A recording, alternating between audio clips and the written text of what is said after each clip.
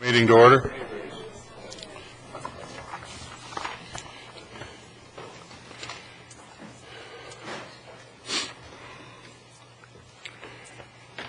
And first will be Stan Bowling, Planning Director, doing the invocation, and if you'll remain standing for our attorney, Mr. Collins, to lead us in the pledge. Let's pray. Father God, we admit this morning that we did not create the world, you did, and we do not sustain the world, you do. And yet you give us opportunities and responsibilities to create and make some things new, and you give us the responsibility to strengthen and sustain what is good. We ask that you'd help us see and act on the opportunities that you give us, that you would give us patience and perseverance and even joy in handling and living up to the responsibilities that you give us. And one of those responsibilities is to pray for our leaders, and we lift up to you our county leaders now. We ask that you would protect them, that you would fill them with your presence, that they would walk in integrity, and that they would govern with power and humility and wisdom. We ask this in your name. Amen. Amen. I pledge allegiance to the flag of the United States of America and to the republic for which it stands, one nation, under God, indivisible, with liberty and justice for all. Additions and deletions to the agenda. The public hearing has been pulled simply because of advertising, I believe, and also item C, 14C, approval of minutes number 2 should be the 24th of July rather than the 27th. And I believe there was, and also under the consent agenda, they want to pull it off the agenda, the 7R. Pull it for discussion or delete it from the agenda? Delete it from the agenda. Second. We have a motion and a second. All those in favor say aye. Aye. Opposed, like sign. Motion carries. Commissioner Bowden will make the presentation, proclamation designating October 27, 2007 as Exchange Club's National Day of Service.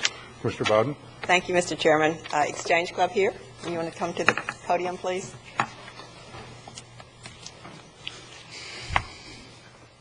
We have two. You can do both, or you can do one.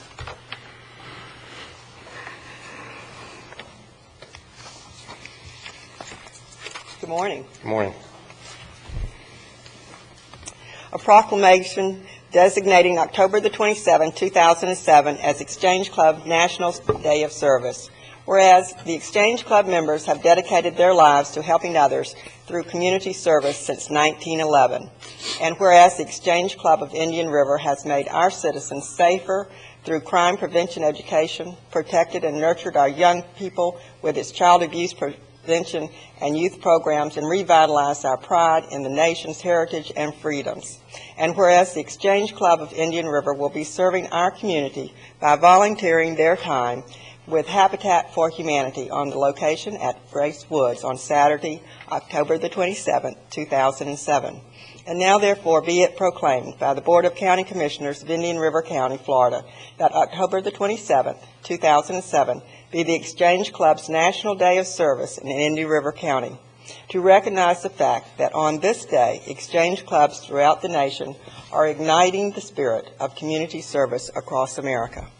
Be it further proclaimed, the Board of County Commissioners, Indian River County, Florida, congratulates the Exchange Club of Indian River for its continued success in demonstrating that people working together for the common good can brighten the future of our community, not only today, but throughout the year. Thank you.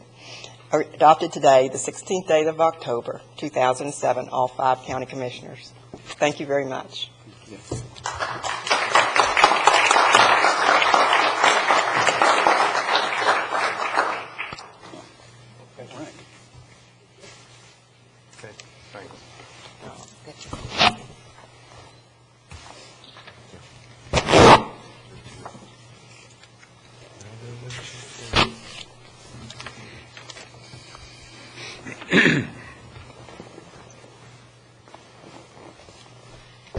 We'd like to thank you for recognizing us and the work that we're trying to do in this county to prevent child abuse.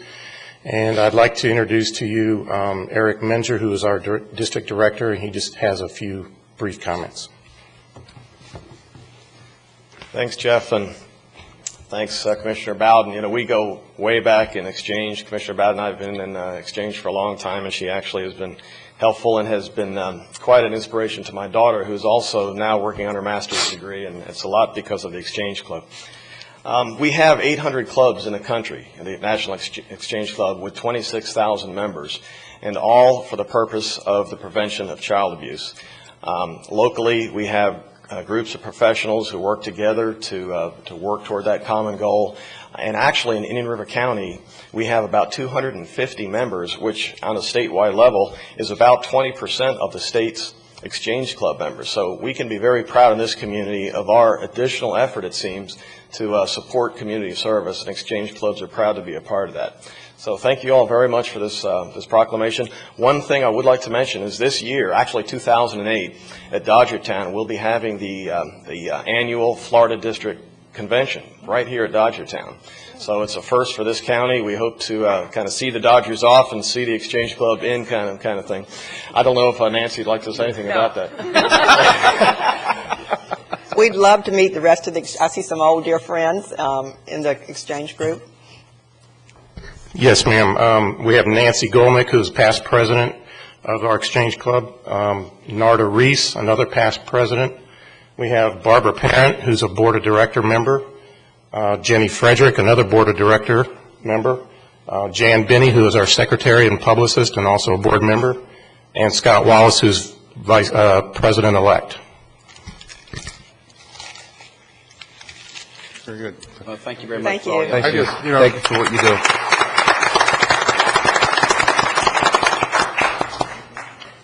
I think, just to mention, former Commissioner Bill Watke, I know, was national treasurer, and I believe he wanted to be national president of Exchange, which speaks highly for also our community to have people of his caliber that have reached that height in a civic club. So.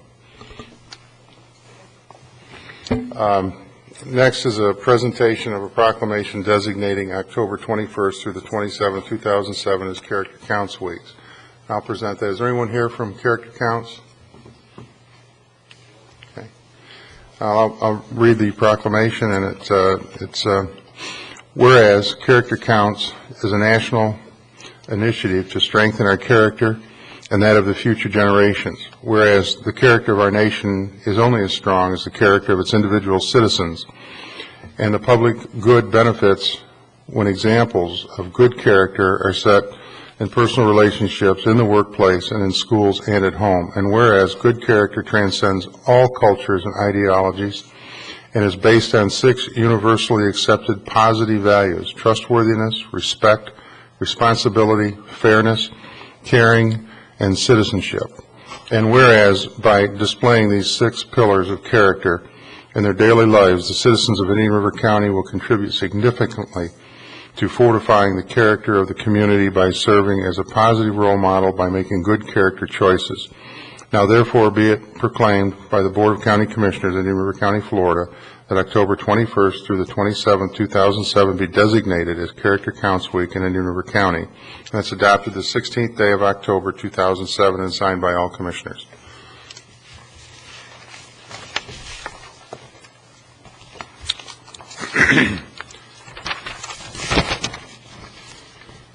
And we have next a presentation, County Cooperative Program, Screen on the Green at Point West by Mr. Chuck Meckling. Good morning. Thank you. Is there a green light on that touch, Chuck? Tap the base. Tap the base. Tap the, yeah. Somebody show Chuck how to work. Karen, you left it on. There we go. There's a switch. Good morning. Thank you. This morning's newspaper article talking about privatization. There's another concept that this is in its 5th year here in Indian River County. It's called cooperation. So we've been doing this with the rec department in Indian River County. Well, thank you. I'd like to recognize the people here from your department with the rec group that are sitting back there in the room. We've been able to have Screen on the Green, and as we move into our 5th year, it's an ongoing cooperative program with Indian River County Rec Department. This year, the Entertainment Pavilion in Heritage Park is finished at Point West. It's a beautiful, beautiful facility to do a variety of projects, programs, events in. And this Friday we'll also have Fall Fest, which is a safe space fundraiser and awareness for that program as well, which is a intricate part of our community also. We'll be doing Fall Fest, Winter Fest this year. And again, Habitat for Humanity has their hoedown out there as well this year, which is another part of working with our community. And the county and the rec department has been an integral part of that. And I hope you all can come out and enjoy this season as well. Thank you. Thank you, Mr. Mecklen.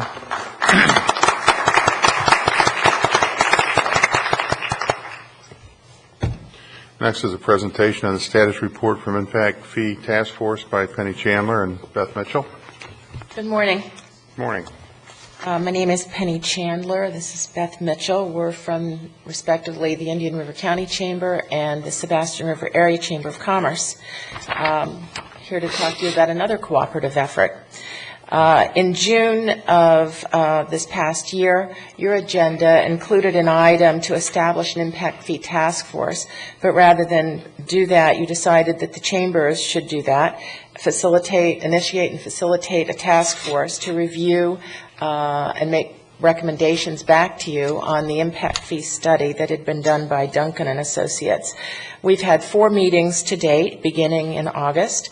We've met every other week and have had presentations from county staff as well as from Duncan and Associates. It appears that we may well meet through November, or a period of about 6 months. The task force has been broken into subcommittees, and those subcommittees are working on reviewing each section of the Duncan Associates report. The plan for us is to have the sections each reviewed, gather additional information where we need it, analyze our findings, and develop a consensus for our recommendations that we plan to bring back to you in late November. I'd like to name the people, to give them some recognition as well, that have agreed to serve on the task force. We have Maria Aguilar, who's the town manager representing the town of Orchid. Chris Bieber representing commercial banking. He works for Indian River National Bank. Andy Bowler representing affordable housing. He's with Habitat for Humanity. Robert Bradshaw, the town manager representing the town of Indian River Shores. Brian Curley, representing a commercial developer, PNS Properties. Sherry Fitzgerald, who's with the planning department in the city of Vero Beach, representing the city of Vero Beach. Bob Keating, who is working to represent your county government. Chip Landers, a residential broker representing the Realtors Association of Indian River County, and he's with the Professionals Realty. Dr. Dan McIntyre, representing the Indian River County School Board. Chuck Meckling, who's representing our Chamber of Commerce. Chuck is with Point West. Al Minner, City Manager, City of Sebastian. Honey Manus, representing the Indian River Neighborhood Association. Jason Nunemaker, City Manager, City of Fellsmere. Nancy Offit, who is representing the Treasure Coast Builders Association. Joe Paladin with the Gross Awareness Task Force Committee. Peter Robinson, representing the Indian River County Economic Development Council. He's with Laurel Homes. Terry Torres, who's a commercial broker representing the Realtors Association of Indian River County. Terry's with the Bird Realty Group.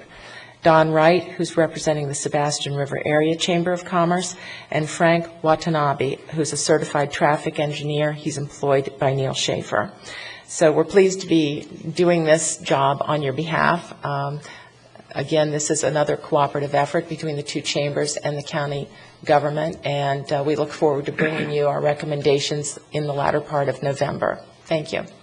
Thank you, Penny. Do you have any questions or anything? Any questions, Commissioners? No, but that's a great group of people, so. It is. It is. Thank you. Thank you. Just come back when you have it all solved. Thank you. Next, approval of minutes of the final budget hearing, September Move 12, approval. 2007. We have a motion and a second. All those in favor say aye. Aye. Opposed, like sign. Motion carries. And consent agenda. Anybody want to pull Move to anything? approve. Second. We have a motion to approve the consent agenda and a second. All those in favor say aye. Aye. Opposed, like sign. Motion carries. Commissioner Wheeler, Yes. there is a correction on Dr. Stephen Faggerty. We have he's senior, not junior, and I'd like that corrected. He's senior, not juniors. Okay.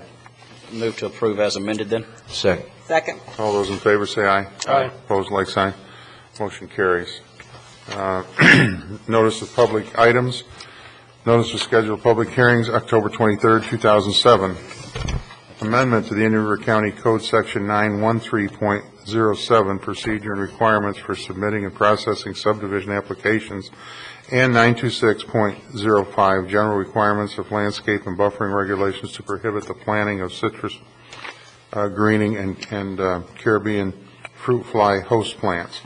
Memorandum dated October 9, 2007, found on page 260. Under County Administrator, we have the 2008 Fellsmere Frog Leg Festival. Mr. Barron? Yes, in the past, we have waived the fees for the bleachers and the tent. One of the reasons we have done that is that Fellsmere, when we were buying our bleachers and our tents at the auction, they were there to bid on them, and I said, listen, if you let me bid, we will let you have them Let me free. stop you real quick. That violates federal antitrust laws. It's called big rigging. Well, let's just leave that alone. But, Mr. Chairman, I move to approve. I move to approve and encourage the county to work with the city of Fellsmere. We have a motion and a second. Thank God there's no law enforcement here, Joe, or you'd be carted off. Okay, we have a motion and a second. All those in favor say aye. Aye. Aye. Opposed, like sign. Motion carries unanimously. Under Public Works, Lenny's Lounge property acquisition, 1959 43rd Avenue, Vero Beach, and that's found on 263 through 271.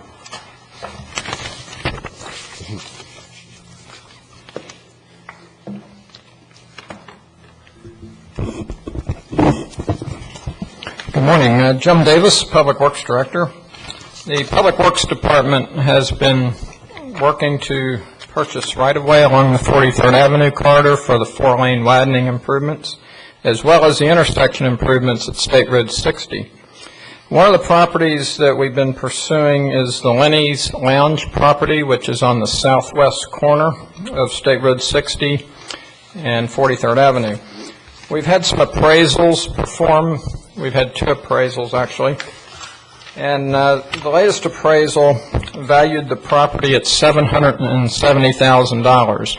This is a whole take in that the existing building that Lenny's Lounge occupies is right up basically to the back of sidewalk. And by adding the... You're a little too close to the mic. Yeah. Sorry. By adding the additional laneage in the intersection, the building itself will have to come down. And the county can use the remainder for stormwater and other purposes. We presented an offer to the property owner, and the county's latest offer was $850,000. That adds 15% to the appraised value, which was our final staff offer. And of course, that must be approved by the board prior to being formal. The property owner has offered much higher than that. They offered at $1,100,000, and we've just not been able to come to a meeting of the minds on the price of the property. So staff is recommending that you make the county's offer of $850,000 our unconditional offer, and if that's not accepted, that we bring that back to you at a future date for possible eminent domain action. Mr. Chairman, Yes. Chairman, I'd like to ask legal real quick. Well, give us some legal advice on this. What do you think? I think that I don't know if your microphone's on. it is maybe too far away. Okay. In eminent domain, you almost always incur more expense than the fair market value of the property. you're responsible not only for your own attorney's fees, your own appraisal costs, which have to be submitted to the court, but you're responsible to pay for the landowner's attorneys and his appraisers' expert work and testimony. So the costs involved in going to eminent domain can run up to 30% over and above fair market value if you lose. Because of that, I think what the staff is recommending, to make an offer above the appraised value, makes sense. Another facet to consider is if we make an offer and it's refused and the jury awards less than the offer, then they will not get the attorney's fees that they incur in costs after the date the offer is made. If they go to a jury trial and get more than the offer, then they will get their attorney's fees. So I think the staff advice is good. I think, if anything, they're being conservative in their offer. But I think I would say go forward with a minimum of $850 as they recommend. Very good. Any other comments, questions? Well, just along those lines, I think if we want to make sure that we've made the best, fairest offer, in case we do need to go to eminent domain, then I would recommend that we take the higher appraised value, the 770, add the 15% to that. That comes up to about 885 or so, and make that as our best offer. Because now we've taken the highest appraisal, we've added the 15%, and I think that would be more than fair. I think that's a good idea, because our appraisal will basically set the floor and their appraisal will set the ceiling, and the jury will have to find somewhere in between. Do you want to make that motion? Unless there's further discussion, I'll be glad to make that motion that we offer the highest appraised value, $770,000, and add 15% to that figure and make that our unconditional offer. I think that's a good response back, and I second it. That's $885,000. Mr. Chairman, I did the math real quick. It's about math. 885, but I'll let staff do the actual numbers. But Yeah, I think the 770,000 plus 15%. So we're covered. Yes. Yeah. Any other comments from Commission? If not, we have a motion and a second on the floor. All those in favor say aye. Aye. Opposed, like sign. Motion carries unanimously. Good. Very good. Thank you, Peter.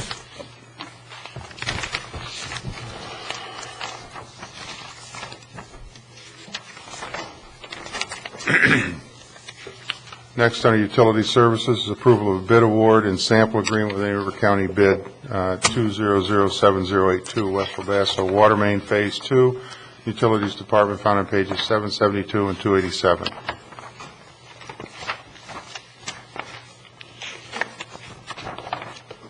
You know, we may be setting a record today. That's good. Oh, don't slow us down, Mr. Chairman. Right. There we've just been changed. Oh, I would have approved this. You would have went ahead and made the motion. Yeah, I'll go ahead and do that, Mr. Chairman. I move to approve staff recommendation. Second. Okay. We have a motion and a second. All those in favor, say aye. Aye. Opposed, like sign. County Attorney's Matters request. Great presentation, Eric. Thank you. Very nice. Very. Request to void letter of credit sponsoring developers agreement between Indian River County, Oslo 27 LLC for 27th Avenue, and between 13th Street Southwest and 17th Street Southwest, and that's found on 288-294.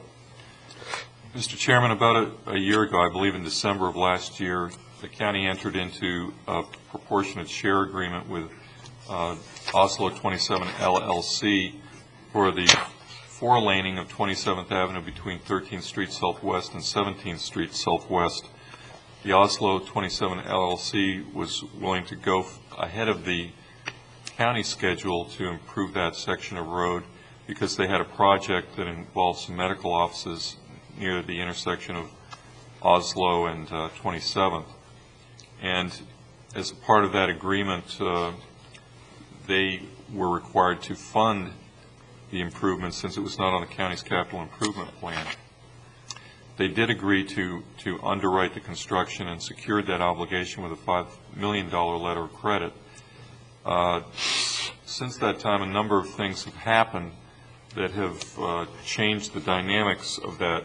One, the medical use project was scrapped. they have a new project which involves considerably less trip generation.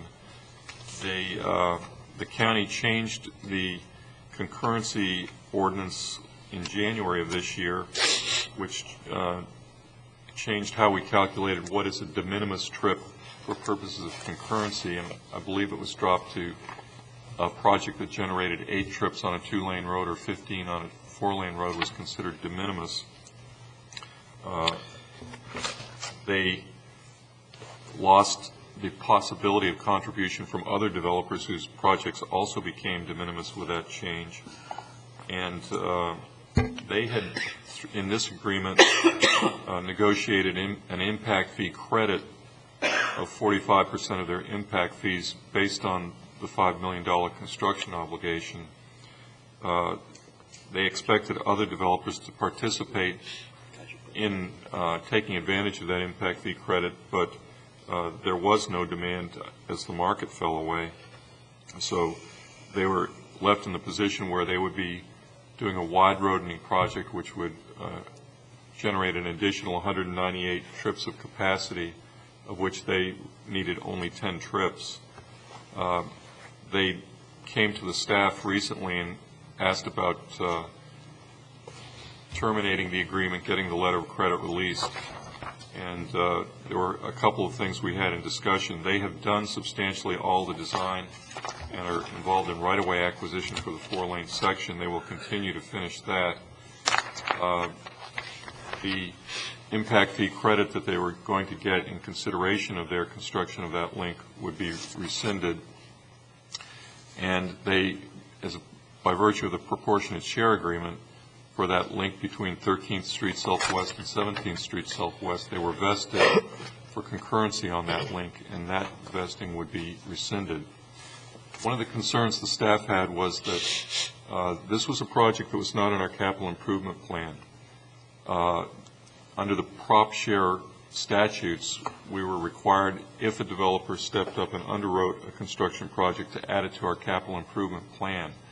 We did that, and the Community Development Department is going to be bringing back amendments to the capital improvement plan in either November or December of this year. And we think that if you look favorably upon this request to substantially terminate the agreement and return the letter of credit, that it should be delayed until such time as the amendment to the capital improvement plan to delete that project is, in other words, we want to take it off our capital improvement plan since the county doesn't have the financing for it. It was to be 100% developer funded. And what we're bringing you today is this request, these concepts, and asking you allow us to proceed to a public hearing on amending the capital improvement plan to delete the link and take the steps necessary to terminate the contract.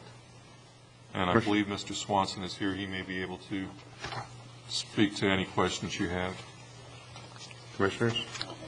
Just where does that leave us with 27th Avenue, though, Will? I mean, we were doing this because the roadway was busted, and now other developments are coming in under de minimis, and we're not going to do the road work. So how are we going to fix 27th Avenue? I think I need to let the engineers and planners talk to that. It's no longer busted. Got trips coming on every day. Projects that are busted every day. Yeah. I don't think it's clear.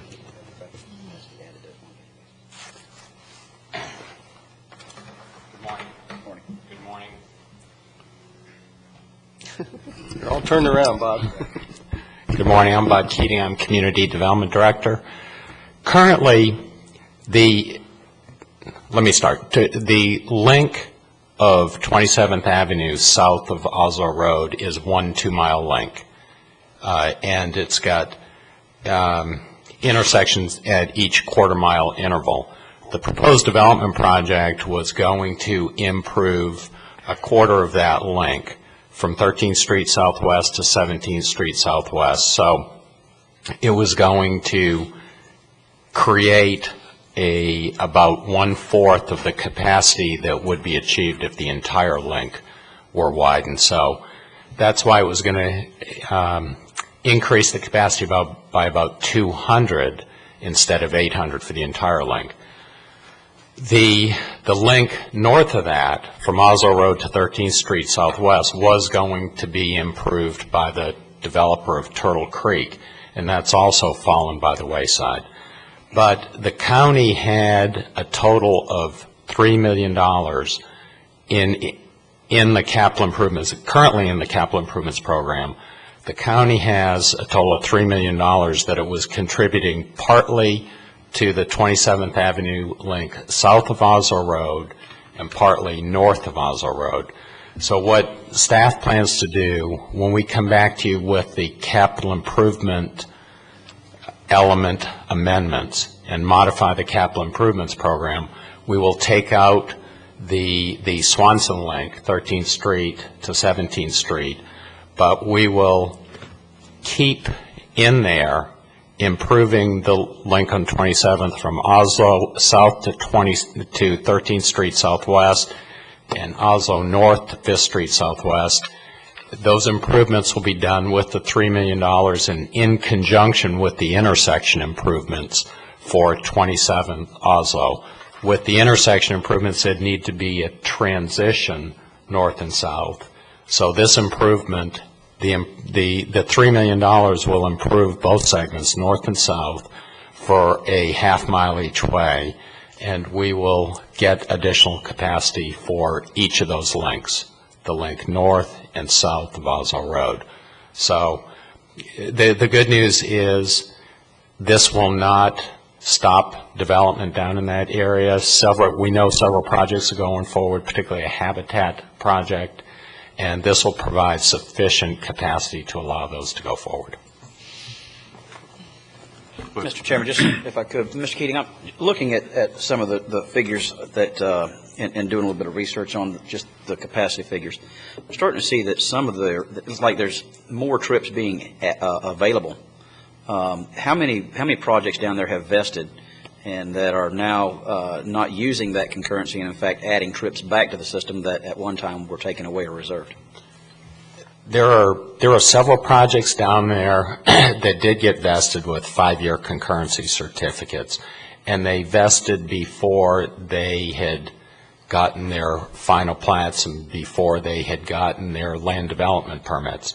And several of those projects, when they got their land development permits where the detailed engineering is done, those projects actually lost lots because they had to accommodate more stormwater and have bigger lakes.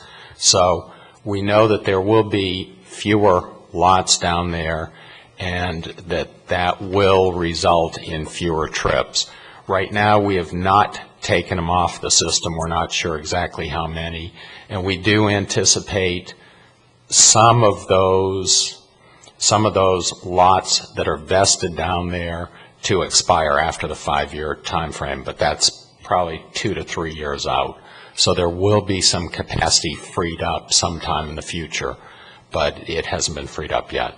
But kind of what I see this is, I mean, we've got, obviously we want to build roads and traffic, but the letter of credit was put up when the rules were different. We changed the rules, which changed the situation. So it's not a matter of whether we need to do this or not. It's what's the most equitable, fairest way to move forward.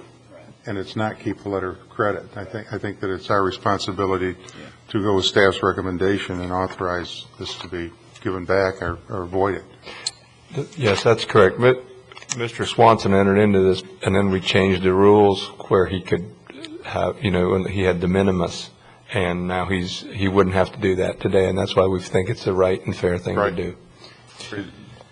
But this was added to the capital improvement plan at a public hearing, and we want to go through the same formality to take it off at a public hearing so anyone that may have some project out there that could be adversely affected could come and tell us, and we're not acting in a vacuum of information. Are you saying that we need to advertise this before we go forward with this item?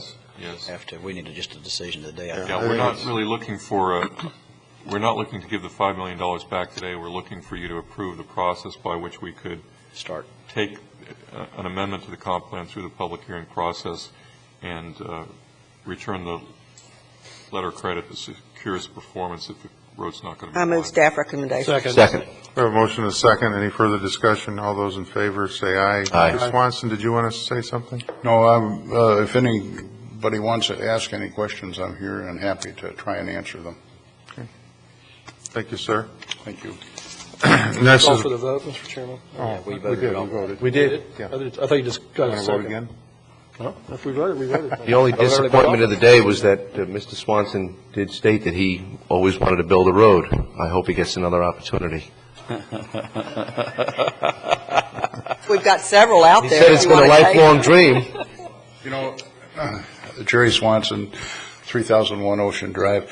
I really, when I got up here, I did want, all I have been thinking of is the comment, the glib comment I made to Commissioner Bowden about ever since I was a wee boy and I got my first Tonka truck, I wanted to build a road. Well, I'm sorry that I'm not getting that opportunity at this point.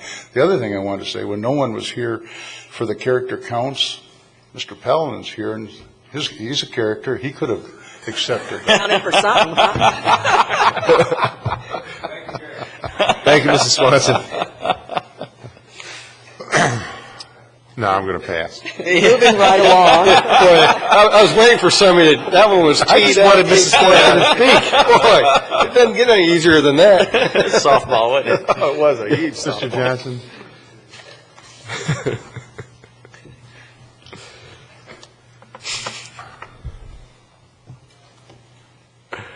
Bob Johnson, Corwin Subdivision. Mr. Swanson, I think we ought to look at this very carefully at the public hearing as to what the ramifications are of this situation. Also, 27th Avenue is the major thoroughfare leading to Piper, and I'm not sure what the traffic ramifications were when you changed the formula on concurrency, but that area is going to be built. Eventually, they're widening Oslo to 4 lanes now. I'm not sure what's happening to the Cumberland filling station there, the lowest price gas in South County. But anyway, I assume that what you voted on was to establish a procedure. It's to move forward with a public hearing. Thank you. You're welcome. Thank you. Next is proposed settlement agreement and release between Indian River County and MHC Countryside at Vero Beach, LLC, case number 2006-0114-CA-09. Mr. Chairman. Yes. I move to approve the recommendation. Second. We have a motion and a second. All those in favor say aye. Aye. Opposed, like sign. Motion carries unanimously. Under Commissioner Davis's items, request for a resolution to be drafted in support of protecting the Department of Citrus Advertising Trust Fund and support in writing a letter to the state legislative delegation requesting funding for Indian River County Rural and Family Lands Protection Program. Mr. Davis? Yes, just real quickly, Mr. Chairman. These were recommendations that came out of the Agricultural Advisory Committee, very, very similar to some of the issue that we're going to public hearing on with the greening. That's a good group of individuals that, contrary to popular belief, I did not appoint, and I leave that up to the committee. In fact, they find representatives to sit on that. It's not, and then we just approve them as a board. But it got reported that I had, in fact, appointed them or asked them to be there. So they do this on their own. The first one is the Advertising Trust Fund for the Department of Citrus. Just basically what that is, Commissioners, it's a tax that the growers put on themselves in order to advertise the commodities of grapefruit and orange juice and citrus products. Box tax. It's by the box tax, exactly. And basically, the growers pay it. And at one time in the balancing of the budget process, there was some discussion about the state being able to come in, and in fact, and legally they could take those dollars and help try to balance the state's budget with that. And the Agriculture Advisory Committee is adamantly opposed to that, and therefore I would like for us to draft a resolution of support of leaving that off the state's budget items to be able to cut or tap into. I think that's an excellent idea, and I am adamantly also opposed to raiding the box tax fund, trust fund. Thank you. It sounds like a local Social Security problem. Yeah, very similar, except for, again, it's one of them that the farmers understand the importance of being able to advertise, and therefore, it's more of a commodity advertising than a specific brand advertising. But that I would just ask your indulgence in that, and I don't know whether we need a motion of support to direct staff, however y'all would like to move forward. I think we should have a motion, direct staff. You want to go to the legislative delegation, and I think that to have staff and even you, Wesley, go and present this would be a plus. And therefore I move. Second. We have a motion, a second. Any further discussion? All those in favor say aye. Aye. And secondly, like sign. Motion carries unanimously. Secondly, we have in the Rural and Family Lands Protection Program. It's not Indian River counties, it's the state. The state has a Rural and Family Lands Protection Program. They've instituted, I believe it's back in 2001, very similar to what we've been doing as far as with some conservation or agricultural easements, not conservation easements.